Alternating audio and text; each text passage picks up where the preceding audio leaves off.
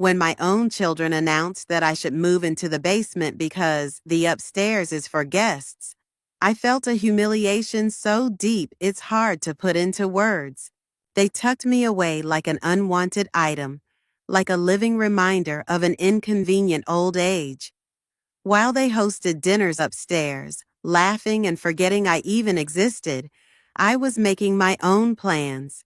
Plans that would turn their lives and their faces upside down the moment they discovered whose name had been on the deed to this house from the very beginning. If this story resonated with your soul, click subscribe and let me know in the comments which city or country you're listening from. I'm truly curious to know where you're tuning in from. My name is Martha Lynch. I was 67 years old when I packed the last box of my belongings into the back of my son's pickup truck and left behind the house that had been my home for nearly 40 years. I had been a librarian most of my life in Springfield, Illinois, a small, tidy town where everyone knew everyone else's business, but still managed to leave each other alone enough to breathe. After Harold passed away 3 years ago, the house had grown too big, too quiet, too full of echoes that belonged to another time. At first, moving in with Adam, my only son, seemed like the natural thing to do. He and his wife, Lindsay, lived just across town in a 2-story colonial they had bought a few years back. They had 3 bedrooms upstairs, a finished basement, a big backyard with a vegetable garden Lindsay half-heartedly tended when she remembered. They insisted that having me live with them would be good for everyone. I would be close by. I wouldn't have to manage the upkeep of my old house alone. I would be family, woven into the fabric of their daily lives once more. I wanted to believe them. I told myself that Harold would have agreed. I told myself that it was better than living alone, better than feeling like a ghost drifting through the empty rooms of a house built for a life that no longer existed. When Adam and Lindsay came over that afternoon to help me pack, their energy was brisk, efficient. Lindsay barked out instructions, stacking boxes and wrapping dishes, while Adam busied himself in the garage, sorting through my late husband's tools. I moved slowly, touching every object before I placed it into a box. The faded photographs, the threadbare quilts, the brittle pages of old books I couldn't bear to part with. Every item carried a memory, and with each memory came the sharp sting of leaving a life behind. We finished by dusk. Adam loaded the last box into the truck and clapped me on the shoulder like a comrade in arms. Lindsay smiled thinly and promised me that I was going to love the new arrangement. I nodded, smiling back with a tightness in my chest I could not name. The drive to their house was silent, except for the occasional rattle of something shifting in the truck bed. I stared out the window at the familiar streets blurring past, feeling like a passenger, not just in the truck, but in my own life. When we arrived, Adam backed the truck into their driveway, and Lindsay hurried up the front steps to unlock the door. Their 2 kids, Jessica and Noah, waved from the living room couch, their attention barely flickering from the screens in their hands. I smiled at them, but they hardly noticed. The first sign that something was wrong came when Lindsay led me not up the stairs to the guest room, but down a narrow set of steps into the basement. "I know it's not what we originally talked about," she said, her voice breezy as she flicked on the light, "but we figured it would give you more privacy. Plus, we've got friends coming to stay next month, and it just makes sense to keep the upstairs free for guests." I stood there, staring at the space that was supposed to be my new home. It wasn't a finished basement like they had described. It was a cluttered, cold storage area crammed with plastic bins, rusted workout equipment, and boxes of holiday decorations. A cot had been set up in one corner, covered with a thin blanket and a single flat pillow. An old armchair leaned drunkenly against one wall, and a small metal shelf had been cleared off for my things. There was no window, save for a small, grimy pane near the ceiling that let in barely enough light to distinguish night from day. The air smelled faintly of damp concrete and mildew. The only bathroom was a half bath tucked into a corner, the sink chipped and the faucet dripping steadily into the cracked basin. I opened my mouth to say something, to ask if this was truly what they had in mind, but Lindsay had already turned and bustled back up the stairs, calling over her shoulder about dinner being ready soon. Adam lingered awkwardly for a moment, scratching the back of his neck. "It's just for now," he said, not quite meeting my eyes, "until we figure out something better." I nodded, swallowing down the thick knot in my throat. I didn't trust myself to speak. I spent the rest of the evening unpacking what few things I could fit onto the metal shelf and into the small chest of drawers they had provided. I unfolded the thin blanket over the cot and sat down heavily, the springs groaning beneath me. Upstairs, I could hear the clatter of dishes, the low hum of conversation, the occasional burst of laughter. I sat in the dim, musty basement and listened to the life of the house unfold above me, feeling like an intruder in a life that had once been mine. When Lindsay called down that dinner was ready, I climbed the stairs slowly, my knees aching with each step. We ate at the long dining room table I had bought them as a housewarming gift years ago. Lindsay chatted about Jessica's piano lessons and Noah's soccer games. Adam nodded along, adding the occasional comment about work or weekend plans. They spoke around me, over me, never really to me. I pushed my food around my plate and smiled when appropriate. I nodded when they expected agreement. I laughed when the moment demanded it. But inside, something was splintering. After dinner, I retreated back down to the basement. I closed the door behind me and sat on the cot, staring at the bare concrete wall. I thought about Harold, about the home we had built together, the life we had shared. I thought about the promises we had made to each other, to our son, that family meant something, that it was sacred, unbreakable. I pulled the blanket around my shoulders and lay down, the chill of the concrete floor bleeding up through the thin mattress. Above me, life continued on. Above me, I was already being forgotten. And somewhere deep inside, a seed of resolve began to take root. I didn't know then exactly what I would do, but I knew one thing with absolute clarity. I would not spend the rest of my days buried beneath someone else's life like a secret shame. The basement became my world. Each morning, I woke to the same dim, gray light filtering through the tiny window near the ceiling, a weak reminder that life continued somewhere above me. The air was always damp, always heavy, clinging to my skin and seeping into my bones, no matter how many sweaters I layered over myself. I kept a small space heater near the cot, humming through the night, but it did little against the cold that seemed stitched into the very walls. I tried in the beginning to make the space feel like home. I placed a few framed photographs on the crooked shelf, one of Harold and me on our wedding day, one of Adam as a baby swaddled in blue. I folded my sweaters neatly into the plastic drawers Lindsay had bought from a discount store. I pinned a quilt along the exposed pipes to soften the harshness of the cinder block walls. None of it helped.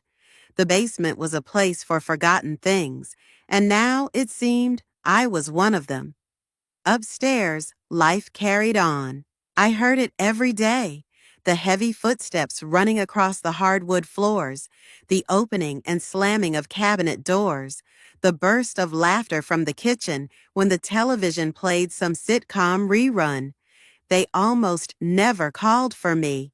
Sometimes, if I lingered too long in the upstairs hallway after using the bathroom or passing through the kitchen, Lindsay would glance up with a polite, strained smile and remind me, in her overly sweet tone, that they had a full house today or that the kids needed their space. I learned quickly. I kept to the basement. I built small routines to occupy my days. I would wake early, stretch the stiffness from my legs, make a cup of instant coffee with the kettle Adam plugged in for me. I read old library books by the single lamp that flickered if I leaned too hard against the wall. I crocheted long strips of fabric, mindless patterns that filled the empty hours. Occasionally, I tried to write letters to old friends, but the words felt hollow, performative. I tore up more drafts than I ever mailed. Meals became another silent ritual. Lindsay would leave a plate for me at the top of the basement stairs, covered in plastic wrap, cooling and congealing by the time I found it. No one sat with me. No one asked if I needed anything more. I would carry the plate downstairs, eat in silence, and scrape the remnants into a small trash can tucked behind the folding table that served as my desk. Sometimes I heard them hosting guests, neighbors, co-workers, friends from the kids' schools. Their voices floated down through the floorboards, bright and animated. They laughed, told stories, clinked glasses together in celebration. They never once invited me to join them, not even out of courtesy. Once, curious and desperate, I crept up the basement stairs, cracked the door an inch, and peeked into the glowing warmth of the living room.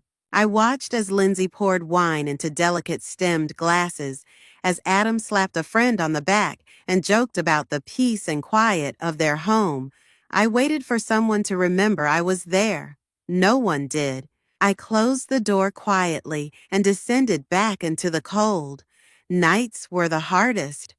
The cot creaked under my weight. The pipes above me moaned and rattled with the evening's showers and flushing toilets. I lay awake for hours sometimes, staring at the shadowed ceiling, listening to the thrum of the world above me, trying to remember that once, a long time ago, I had been someone important in this house. I thought often of Harold. I thought of the promises we made to each other, the dreams we built brick by brick. I thought of how proud we had been the day we paid off the last of the mortgage, standing together on the porch with glasses of cheap champagne, the world wide open before us. And now I lived in a basement, unseen and uninvited. There were days I doubted myself, wondered if I was being too sensitive, too proud. Maybe this was just the way of things. Maybe the world moved on, and the old ones simply had to step aside, make room for new lives, new stories. But then I would catch the careful way Lindsay avoided meeting my eyes, the way Adam rushed through conversations with me, guilt tucked into the corners of his mouth, and I knew it wasn't just in my head. They had made a place for me, a place out of sight, a place that was easy to forget. I tried to make myself useful. I folded their laundry when I found it piled at the foot of the basement stairs. I cleaned the muddy shoes left outside the back door. I clipped coupons and left them neatly stacked on the kitchen counter. None of it seemed to matter. If anything, it seemed to embarrass them, like my existence was an inconvenience they had agreed to tolerate only under strict terms. One afternoon, I overheard Lindsay talking on the phone with a friend. "Well, you know how it is," she said, laughing lightly. "Having her here is, well, it's not ideal, but at least she's out of the way." Out of the way. The words lodged in my chest like a splinter I couldn't remove. That evening, I sat on the cot holding Harold's photo in my lap, tracing the edge of the frame with my thumb. I whispered into the cold air, not expecting an answer. "What would you have me do, Harold?" The photo offered no wisdom, no comfort, only my own voice echoed back to me. I realized then that waiting for them to see me, to value me, to treat me like something more than an obligation, was a waste of time I no longer had to spare. I was 67 years old. I had buried my husband, raised a son, built a life from scratch. I would not end it rotting away in a basement. Something inside me shifted that night, subtle but irreversible. The basement had been their choice, But what came next would be mine. The first time they hosted guests after I moved in, I heard about it not from Adam or Lindsay, but from the noise that filled the house in the early evening hours. I had been downstairs, reading the same paragraph of a book over and over, unable to concentrate, when the sharp clatter of plates and the squeak of the front door reached me through the thin basement ceiling. Chairs scraped against the hardwood, high-pitched laughter punctuated the air, and the unmistakable pop of a champagne cork echoed through the floor joists. Curious and hopeful, I folded my book shut and climbed halfway up the basement stairs, careful not to make noise. I stood behind the closed door and listened. I could hear Lindsay's voice, warm and lilting, welcoming her guests. Adam's laughter followed, easy and familiar. Other voices chimed in. Some I recognized from neighborhood gatherings, others I did not. I waited, heart beating faster than it should have, for the sound of my name, for someone to call down to say, "Mom, come join us." The call never came. Instead, I heard Lindsay explaining that the upstairs was freshly redecorated for their guests, that everything had been arranged perfectly, that they had plenty of room now. Her voice was proud, smooth, polished like a salesperson showing off a model home. I descended the steps quietly, each one a little heavier than the last, and closed myself back into the cold hum of the basement. I made myself a cup of instant coffee, even though I wasn't thirsty. I held the mug in both hands, letting the warmth seep into my palms. I sat on the cot, staring at the cracked wall, while upstairs the party roared. It became a pattern. Week after week, the doorbell rang and new voices entered the house. Each time, I would listen as the music floated down, as the laughter grew loud and tipsy, as chairs shifted and dishes clinked. I never went up. I never intruded. I learned to recognize the different groups, the neighbors who liked to gossip about the homeowners association, the coworkers who joked loudly about office politics, the parents from the children's school who talked about soccer tournaments and piano recitals. Not once was I invited to join. I became an invisible tenant, a ghost in my own son's home. One evening, while balancing a basket of folded laundry, I happened to glance out the narrow basement window. Through the sliver of glass, I saw Lindsay in the backyard, lighting tiki torches around the patio, her blonde hair catching the last golden rays of the setting sun. A long table had been set up, draped in crisp white linen, scattered with small candles in mason jars. Guests began to filter into the yard carrying plates piled with food. Children ran barefoot across the grass, shrieking with laughter. I pressed my forehead against the cool glass and watched them. I saw Adam walking among them, handing out drinks, smiling in a way I hadn't seen directed at me in years. I saw Lindsay tossing her head back at a joke, her hand resting lightly on the arm of a man I didn't recognize. I saw Jessica and Noah chasing bubbles blown from a little plastic machine near the fence.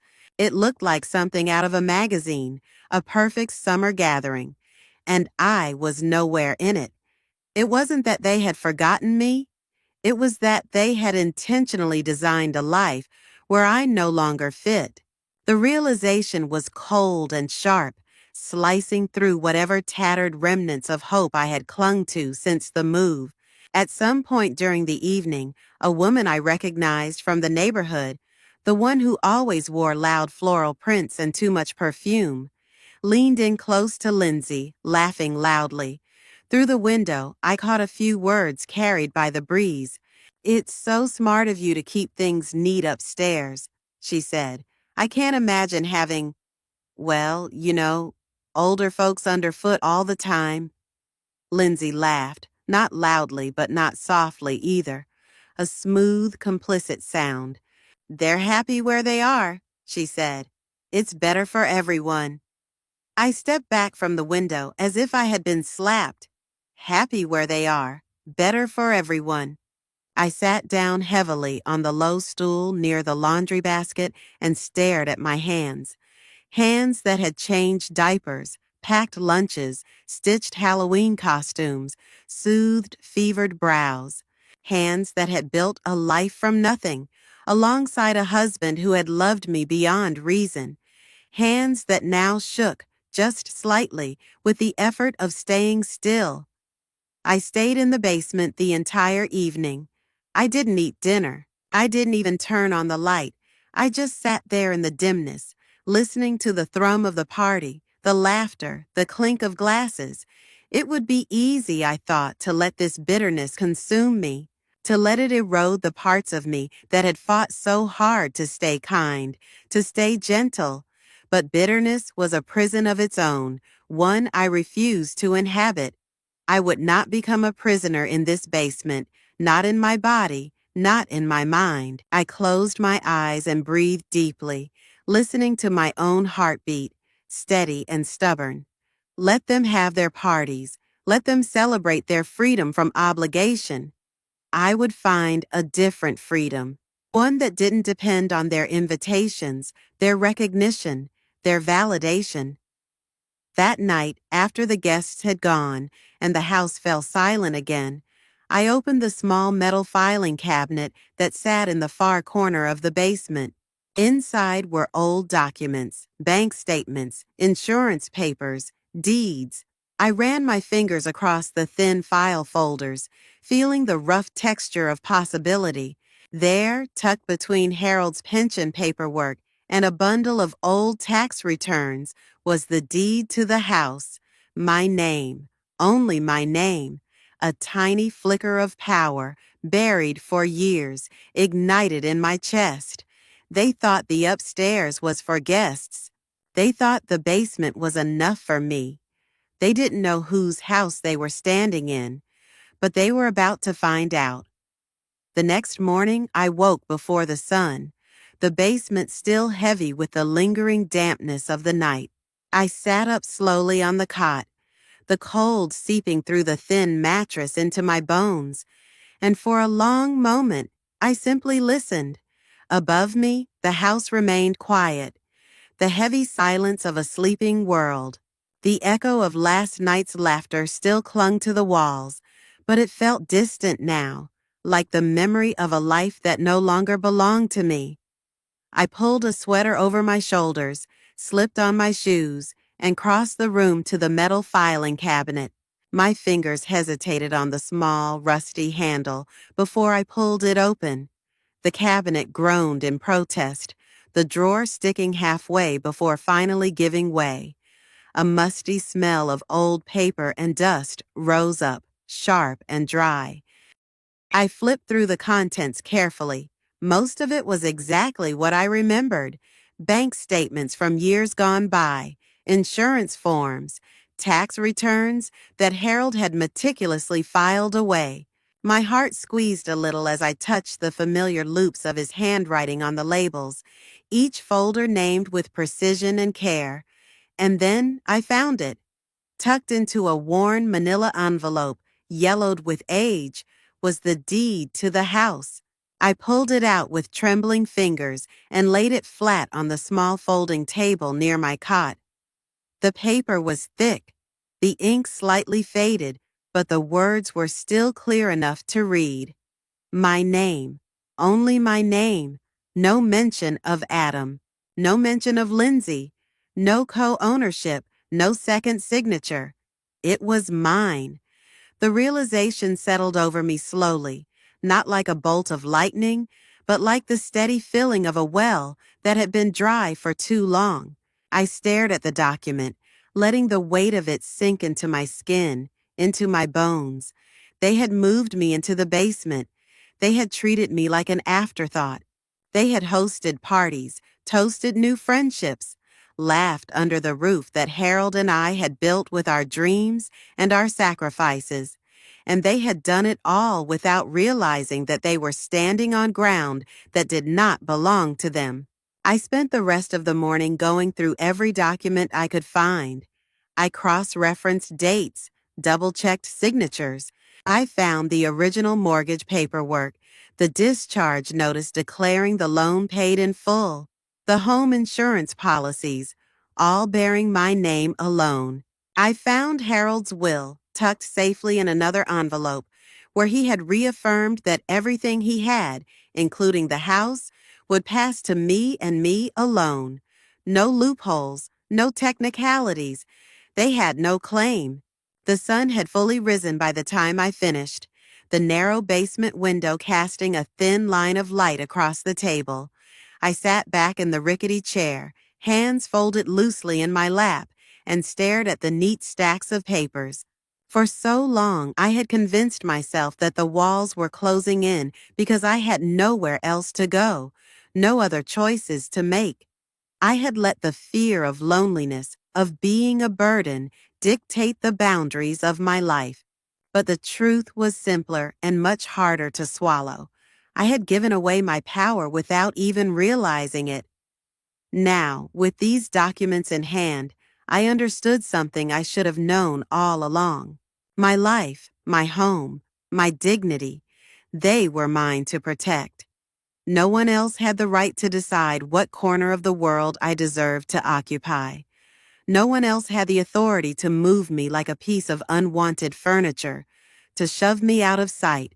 For the first time in months, a slow, stubborn fire began to build in my chest. It wasn't rage.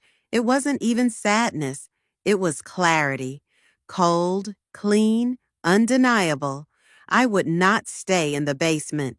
I would not spend another day listening to laughter I wasn't invited to share, watching dinners I wasn't welcome to attend, enduring pity disguised as tolerance. I would not wait for them to remember I was there. I stood up from the table, feeling taller than I had in months, and gathered the documents carefully.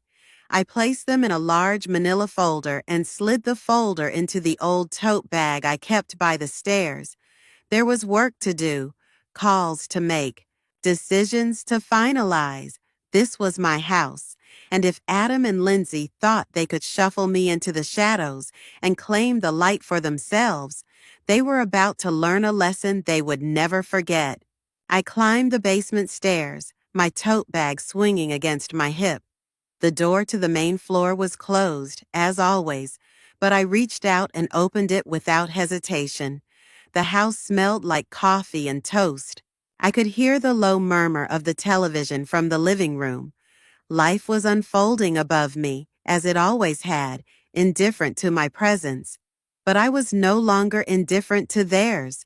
I crossed the kitchen quietly, unnoticed, and stepped out onto the front porch. The morning was brisk, the air filled with the crisp scent of fallen leaves. I stood there for a moment, breathing it in, feeling the sun warm my face. And then I walked down the steps, out to the sidewalk, and down the street toward the town center, toward my new beginning, toward my rightful place. Each step forward felt lighter, stronger, fueled by the knowledge that I wasn't powerless. I had simply forgotten how much power I still held, until now. The town center looked different than I remembered, or maybe it was just me who had changed. The brick sidewalks were still uneven, cracked here and there by the relentless push of tree roots. The storefronts still wore their faded awnings like badges of honor, proud survivors of too many Illinois winters. The old clock tower still presided over Main Street, its hands stubbornly accurate despite the rust creeping along its face. I walked slowly, savoring the feel of the cool morning air brushing against my skin. Every step away from the house felt like peeling away another layer of shame, another burden I had carried too long. By the time I reached the small real estate office tucked between the bakery and the hardware store, I felt almost weightless. Inside, the air smelled faintly of paper and lemon-scented cleaner. A bell jingled as I pushed the door open. A woman looked up from behind a cluttered desk and smiled warmly, her reading glasses slipping down her nose. Her name tag read, Deborah. I introduced myself, my voice steady, and explained that I wanted to discuss selling my home, not the house I lived in, not the house my son owned. My home. Deborah listened without interruption, her smile never faltering. She pulled out a notepad and began to ask the necessary questions. Square footage, age of the roof, recent repairs. I answered mechanically, the details pouring out of me as if I had rehearsed them in my mind 1,000 times. When we finished, she leaned back in her chair, tapping her pen thoughtfully against her clipboard. You know, she said, homes like yours don't stay on the market long these days, especially in that neighborhood. We could have offers by the end of the week. Offers. The word hung in the air between us, heavy with possibility. For a brief moment, a flicker of doubt passed through me. Was I really going to do this? Was I really prepared to uproot not just my life, but theirs? Would Adam hate me? Would Lindsay call me cruel? Would the grandchildren even understand? But then I thought of the basement. I thought of the dinner plates left at the top of the stairs, like offerings to a forgotten ghost. I thought of the muffled laughter floating down from the parties I was never invited to. I thought of the way Lindsay's voice sounded when she told her friend I was out of the way. And I thought of Harold. He would have never wanted this for me. He would have never built a life for us, only to have me tucked away like something to be ashamed of. I looked at Deborah and nodded. Let's do it, I said. We spent the next hour going over paperwork. Deborah explained the process patiently, guiding me through the documents I needed to sign, the steps that would follow. She promised to schedule a photographer to take pictures of the house, to arrange showings discreetly if I preferred. I told her I wanted everything done quietly, but quickly. I didn't want to give Adam or Lindsay time to maneuver, to guilt me into changing my mind. I had made too many decisions in my life based on fear and obligation. This one would be different. This one would be for me. After I signed the final form, Deborah slid a packet of copies across the desk to me and shook my hand firmly. You're doing the right thing, she said, her voice low and certain. I left the office feeling strangely calm, not triumphant, not giddy, just sure. As I walked back toward the house, the tote bag heavy with paperwork swinging against my hip, I mapped out the next steps in my mind. First, I would speak to a lawyer to make sure everything was airtight. Second, I would find a small, comfortable place to live, somewhere with real windows and sunlight and neighbors who waved hello. Third, I would pack only what I needed. The rest, the memories, the regrets, the spaces where I had once belonged, I would leave behind. When I reached the house, I paused on the sidewalk, looking up at the windows. From the outside, it looked so ordinary, so unchanged. No one passing by would ever guess at the undercurrents of betrayal and hurt that lived within those walls. I climbed the steps slowly and entered through the front door without knocking. It was my home after all. The house was quiet. Adam must have been at work. Lindsay's car was gone. The children were at school. I moved through the rooms methodically, taking note of what was truly mine. The grandfather clock in the hallway that had belonged to my father. The oak dining table Harold and I had saved for years to buy. The quilts I had stitched by hand during long winter evenings. Most of the furniture, the appliances, the electronics, they could have them. Let them try to fill the empty shell with new things. It wouldn't change what it meant to lose the foundation beneath their feet. In the kitchen, I placed the real estate documents neatly on the counter, weighted down by a ceramic rooster Adam had made in second grade, a quiet symbol of the beginning of the end.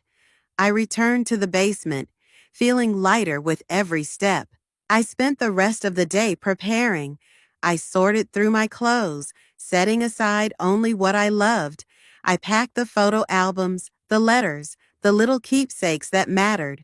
I ignored the rest. The broken exercise bike, the boxes of outdated holiday decorations, the remnants of a life that no longer fit me. As the sun set, casting long orange shadows through the tiny basement window, I sat on the cot and let the quiet wash over me. I thought there would be sadness. I thought there would be fear. Instead, there was only peace. I had made my decision, and for the first time in a long time, it was mine alone. The days that followed moved with a strange, quiet momentum. There was a kind of detached rhythm to it, as if I were merely watching the world from a distance, observing my own actions like a bystander. I continued to go about my routines downstairs in the basement, but each small task now carried a different weight. Each folded shirt, each emptied drawer, each cleared shelf was a step closer to the life I was reclaiming. Deborah worked quickly. She arranged for a photographer to come by midweek. On the morning of the appointment, I made sure to be out of the house. I sat at the small coffee shop downtown, nursing a black coffee that grew cold long before I finished it, flipping idly through a local newspaper I had no real interest in. I imagined the photographer moving through the house, capturing the bright living room windows, the shining kitchen countertops, the tidy front yard that Harold and I had once tended together with such pride.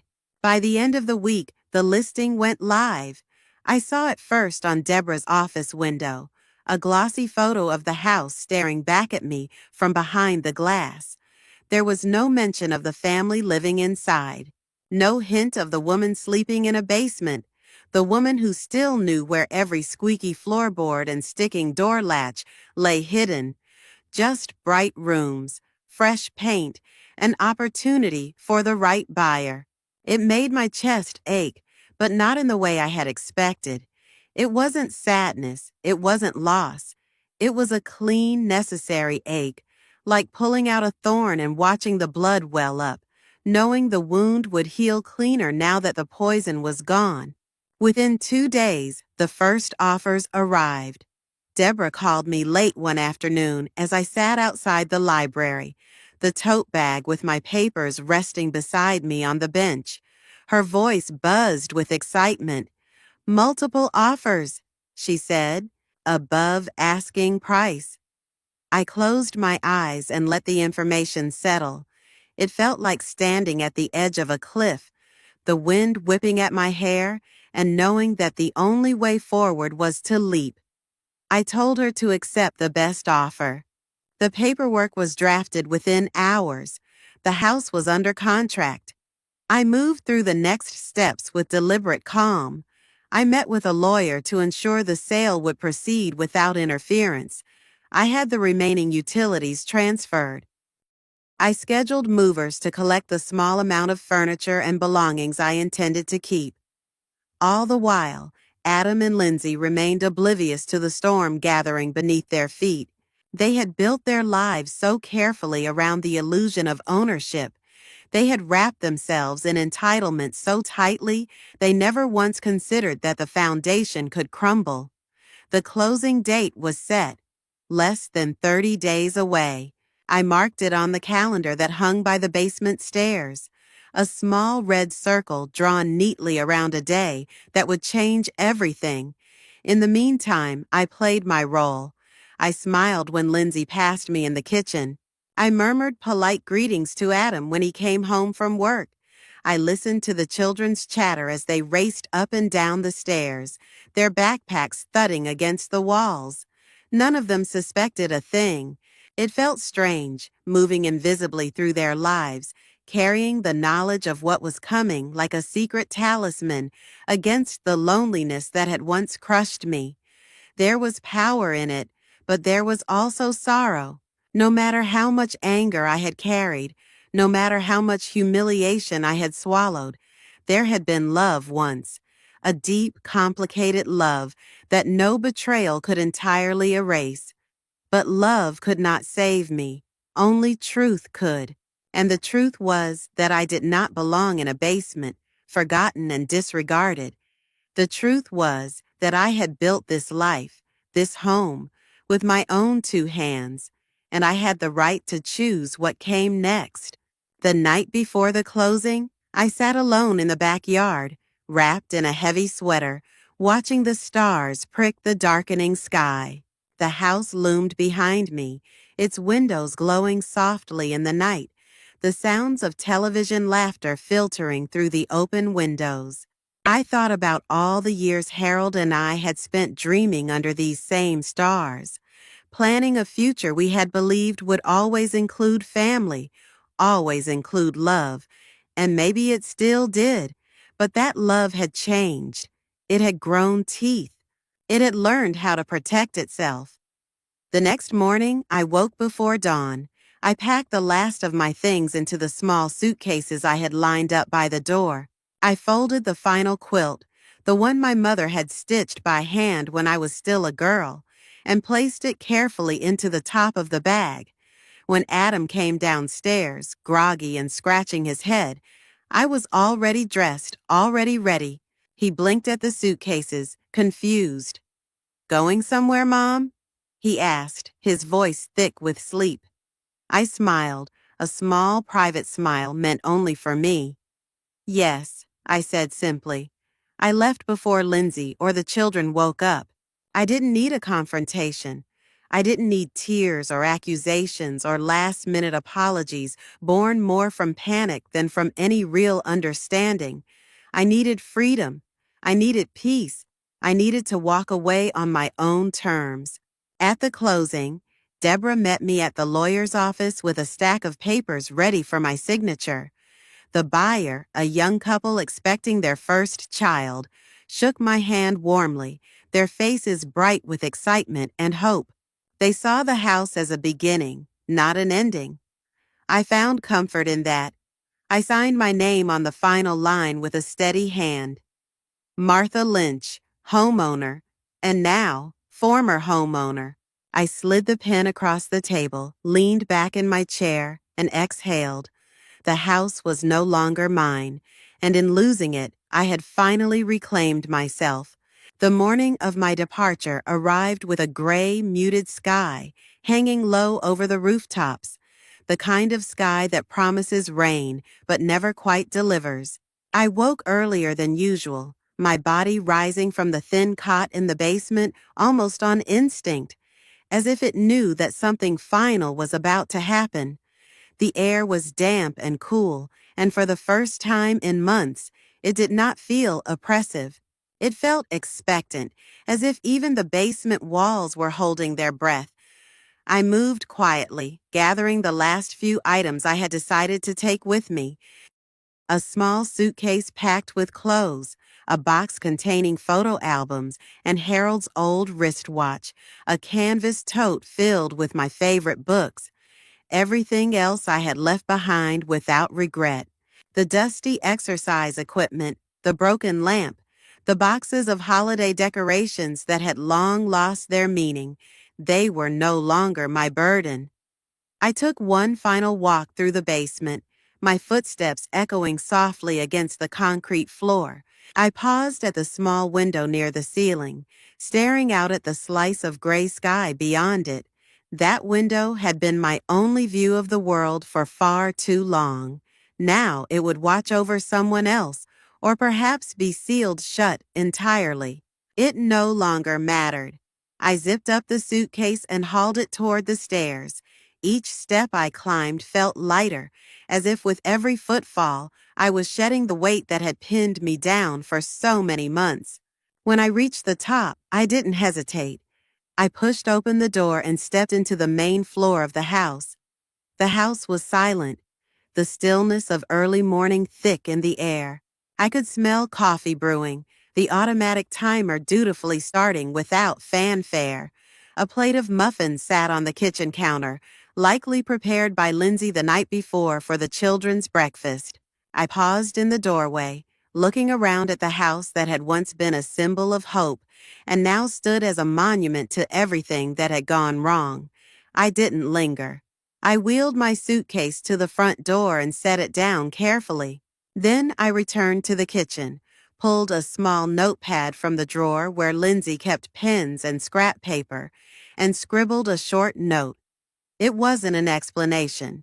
It wasn't an apology. It was simply a statement of fact. I'm leaving. Take care of yourselves. I folded the note neatly and placed it beneath the ceramic rooster Adam had made in elementary school, the same one I had used to hold down the real estate papers, a fitting sentinel to stand over my final words. I returned to the front door and opened it slowly. The hinges creaked, a sound that once would have driven Harold to reach for his toolbox. I smiled faintly at the memory and stepped out onto the porch.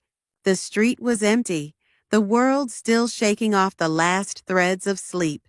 The sky overhead remained heavy and gray, but there was a kind of beauty in it, a softness that suited the moment. I paused for a moment on the porch, my hand resting lightly on the railing. I looked out at the yard, where Harold had once planted tulips along the walkway, where Adam had played with toy trucks in the dirt, where so many summer evenings had ended with lemonade and laughter. It wasn't mine anymore, and strangely, that realization didn't hurt. I walked down the steps, my suitcase bumping softly behind me. I didn't look back at the house. I didn't need to. I had carried it with me for too long already. Now, it was time to carry myself. At the end of the driveway, a cab idled, waiting to take me to my new apartment on the other side of town. The driver, a young man with a kind face, hopped out to help me with my bags. I thanked him and slid into the back seat, the worn vinyl sticking slightly to my legs. As the cab pulled away, I watched the house recede in the rearview mirror. It looked smaller somehow, shabbier, the paint a little more faded, the windows a little more clouded, or maybe it had always been that way, and I had only now learned to see it clearly. I leaned back against the seat and closed my eyes, letting the hum of the engine and the gentle sway of the ride soothe me. My heart was pounding, but it was not a fearful pounding. It was the steady drumbeat of freedom. The city streets began to change around me. The manicured lawns gave way to narrow side streets lined with brick apartment buildings, small cafes, and corner stores. Life bustled here in a different way, a less curated, more honest rhythm. When we reached my new building, the cab driver helped me unload my bags. I tipped him generously and stood for a moment on the sidewalk, staring up at the old brick facade of the apartment complex. It wasn't fancy, it wasn't new, but it was mine. Every inch of it would be a testament to the choice I had made to reclaim my life. I dragged my suitcase through the front door and up one flight of stairs to my new apartment.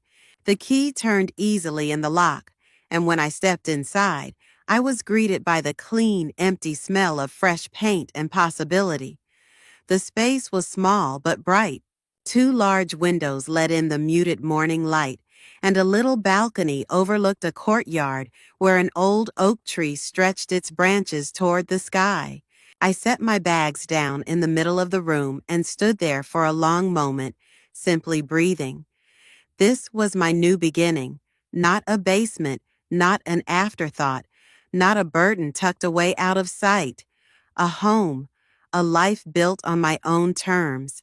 I moved slowly through the apartment, running my hand along the counters, the door frames, the window sills. I imagined where I would place my favorite chair, where I would hang Harold's photograph, where I would stack my beloved books.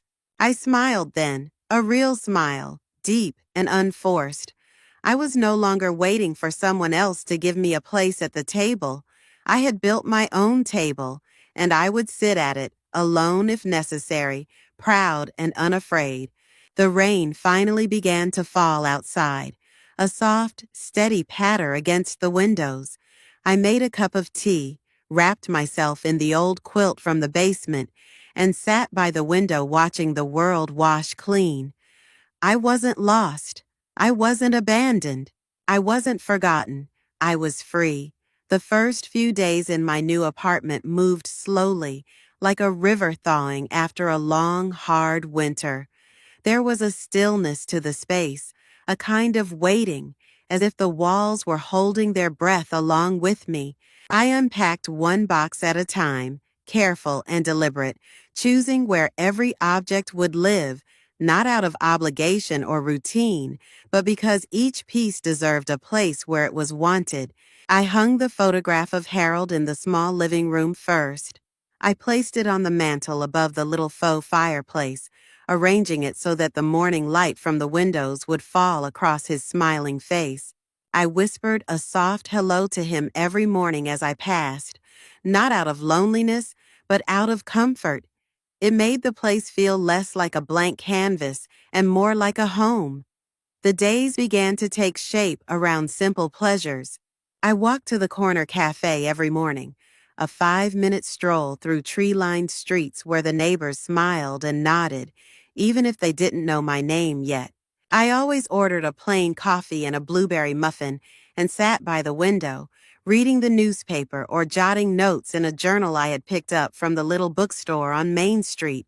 I had not written anything for years, but now the words seemed to spill out of me, slow and steady, like water finding a long-lost path. I made friends in the quiet, unhurried way that real friendships are often made.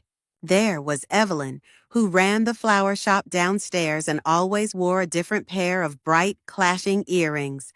There was Mr.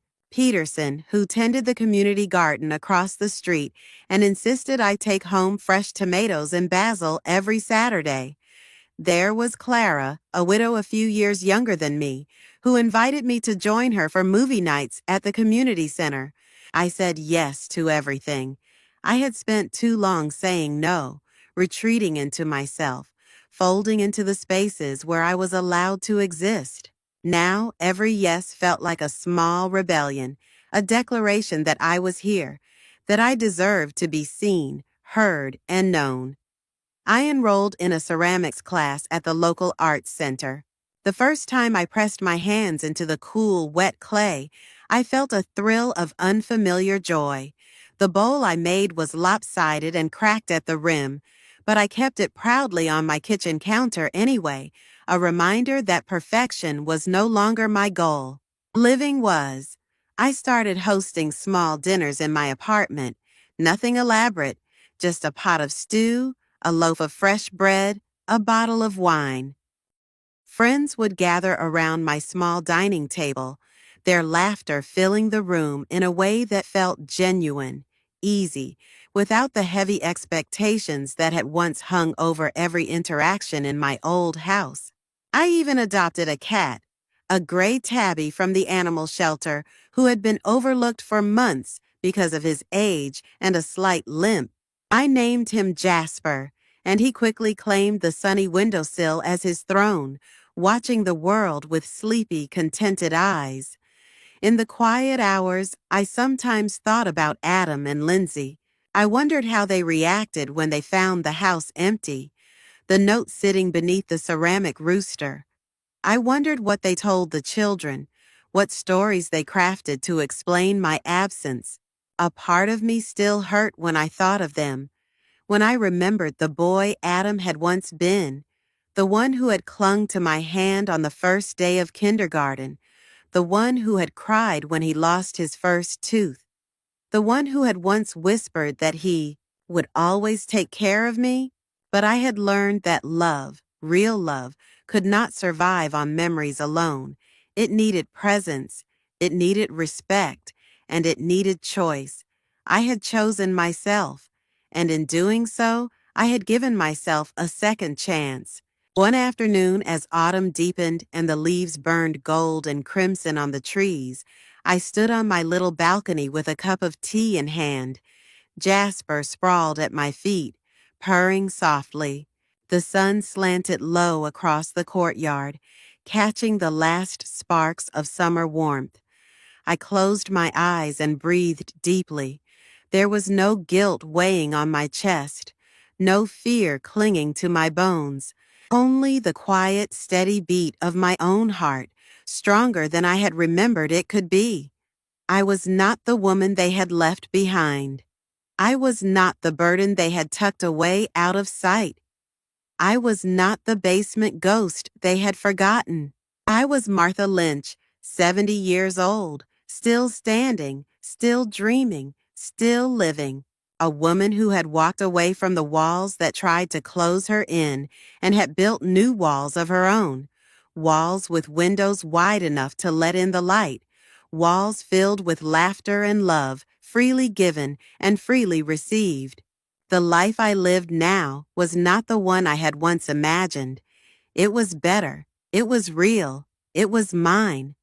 As the sun dipped below the horizon and the first stars blinked awake in the indigo sky, I lifted my teacup in a small, private toast. To Harold, to freedom, to beginnings, no matter how late they come, and to the quiet, stubborn joy of choosing yourself again and again until the choosing becomes a way of life.